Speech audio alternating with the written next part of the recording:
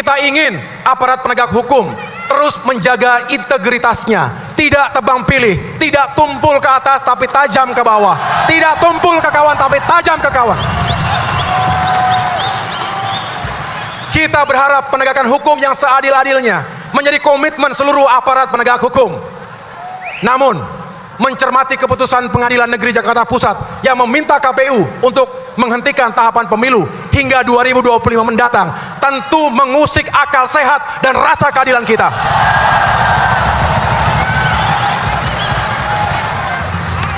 Apa yang sedang terjadi di negeri kita ini? Apakah ini sebuah kebetulan belaka?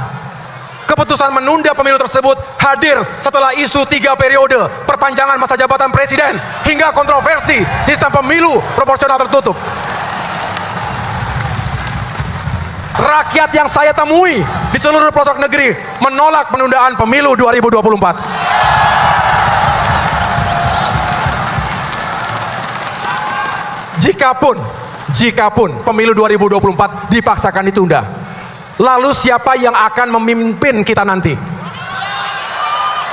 Karena sesuai perintah konstitusi, pemerintahan saat ini akan mengakhiri masa tugasnya pada tanggal 20 Oktober 2024. Pertanyaannya begini, apa iya ada PLT presiden?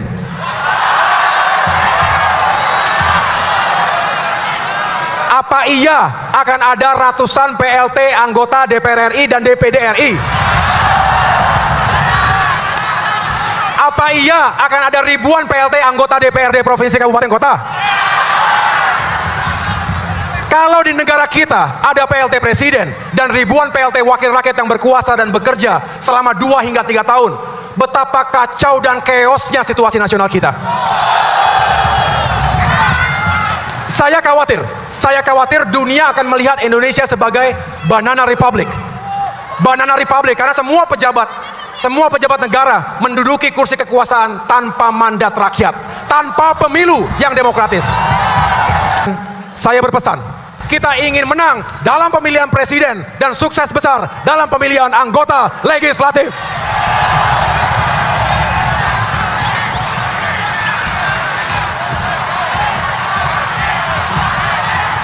Mari hadirkan gelombang dan getaran perubahan dan perbaikan untuk Indonesia yang semakin baik. Indonesia untuk semua. Hanya punya backing orang kuat, apa yang terjadi? Kalah. Apa yang kemudian terjadi? Orang enggan. Ini harus dikembalikan. Ini PR kita yang paling utama. Kalau itu kita bisa bereskan, maka sekalian, kegiatan ekonomi, kegiatan politik, kegiatan budaya, kegiatan sosial akan bisa jalan dengan baik. Nah, ini tidak bisa dimulai dari tengah. Ini harus dimulai dari puncak. Kemudian kita juga punya PR yang sangat besar, yang tadi juga berkali-kali kita sampaikan, pengembangan kualitas manusia. Kualitas manusia. Kita tidak ingin kita terbelakang karena pendidikan kita tak setara. Ada yang bisa sampai kuliah, banyak yang tidak bisa sampai kuliah. Ini disetarakan, dan itu artinya serius. Kita harus melakukan reformasi. Tadi dengan masyarakat lembaga adat Melayu kami sampaikan, harus cek nih di Riau, setiap kabupaten kota, apakah jumlah bangku SD kelas 1 sama dengan jumlah bangku bangku SMA kelas 12. Kalau SD-nya 100 tapi SMA-nya cuma 60, berarti kita tidak berniat menyekolahkan semua anak. Niat kita tidak ada, karena ruang kelasnya nggak ada, bangkunya nggak ada. Nah, yang 40 nggak pernah masuk sekolah sampai SMA, gimana nasibnya ke depan? Belum bicara kualitas, itu baru bicara jumlah aja. Bapak Ibu, gerakan rakyat bantu cek di semua tempat, pastikan semua jenjang pendidikan punya jumlah bangku yang sama sampai ke tingkat SMA dan SMK. Siap? Lalu kita juga menyadari bahwa ke depan diperlukan perekonomian yang berkeadilan. Prof Zulfadil tadi sudah menjelaskan tentang konsep kooperasi. Kita membutuhkan ekonomi berkeadilan, bukan saja perekonomian yang bebas, tapi perekonomian yang adil, kesempatan yang setara. Dan itu artinya apa? Kesempatan mendapatkan permodalan yang setara, kesempatan mendapatkan pasar yang sekarang ini bos sekalian seringkali unik. Kalau usahanya mikro dan kecil, cari investasi, cari pinjaman dari perbankan sulit sekali. Kalau ukurannya menengah atau besar, mudah dapatnya. Yang kecil sulit, betul tidak bisa? Ini banyak yang harus diubah. Nah, PR-PR itu semua tidak mungkin bisa selesai kalau kita hanya menyampaikan harapan. Nah, mungkin bisa selesai PR-PR besar itu. PR-PR besar itu hanya bisa selesai kalau kita berjuang bersama untuk melakukan perubahan.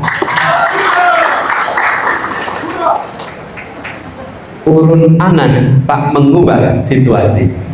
Tambahkan huruf T di depannya. Turun tangan bisa mengubah situasi. Betul tidak?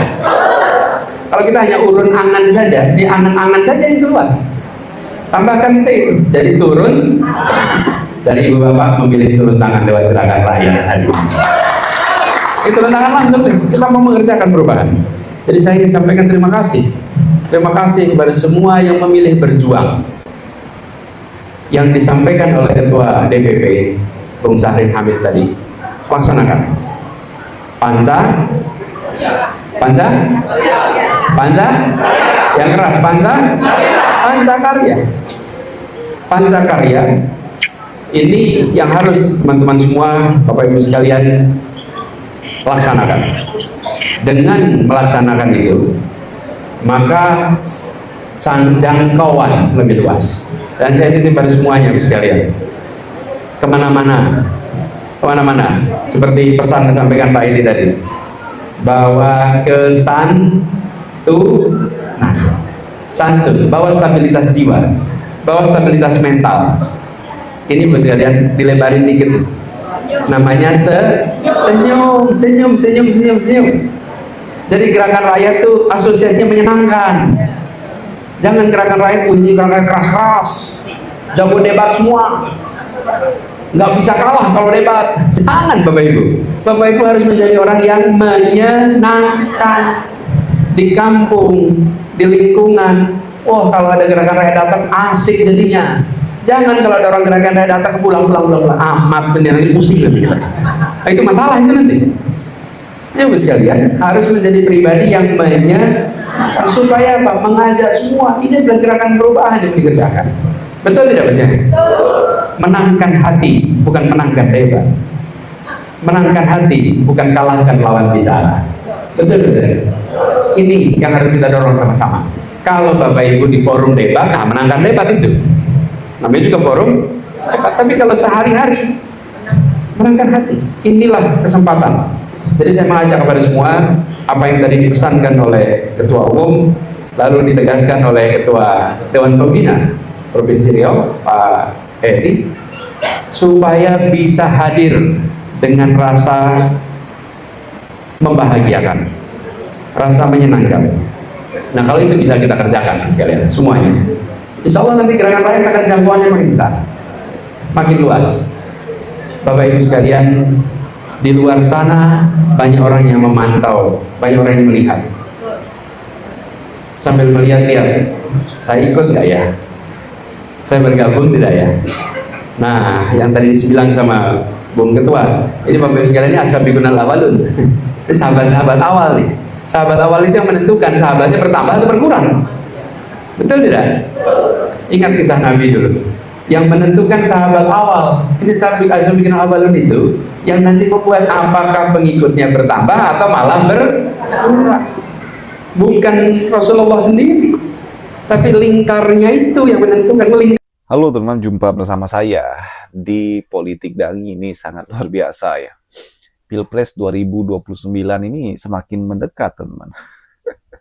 Hari-hari ada saja manuver-manuver yang kita lihat ya kan. Dan ini menurut saya keren. Dan kalau kita melihat bagaimana eh, manuver-manuver para elit ini, teman, ya salah satunya bagaimana Jokowi kemudian turun gunung, ya, mengantisipasi, ya, supaya partai gajah, partai anaknya ini bisa lolos ke parlemen, ya, dengan bertemu dengan para relawan, para pendukung di daerah-daerah. Menurut saya itu sah saja, wajar saja, teman-teman.